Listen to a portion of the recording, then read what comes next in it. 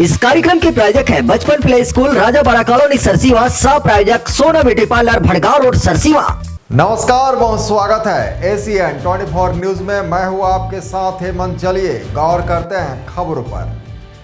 छत्तीसगढ़ के melody king कहे जाने वाले नितिन दुबे का नया छत्तीसगढ़ी सॉन्ग कुसुम के फूल का टीजर लॉन्च हो गया है। यह सॉन्ग नितिन दुबे के ऑफिशियल यूट्यूब चैनल पर रिलीज किया गया है।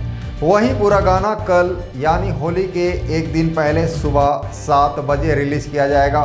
अब फैंस को कल सुबह 7 बजे का बेसब्री से इंतजार है। देखें रिपोर्ट। मोर दिल के हरियर हरियर डाना माँ खिले कुसुम के फूल।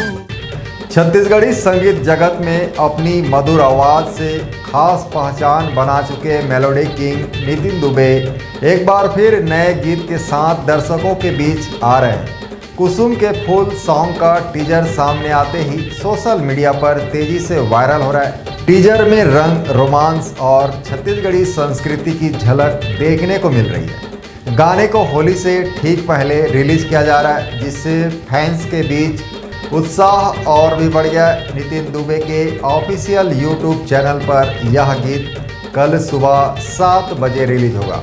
फैंस अभी से काउंटडाउन शुरू कर दिया है और पूरे सॉन्ग का इंतजार कर रहे हैं। Bureau report, ACN 24।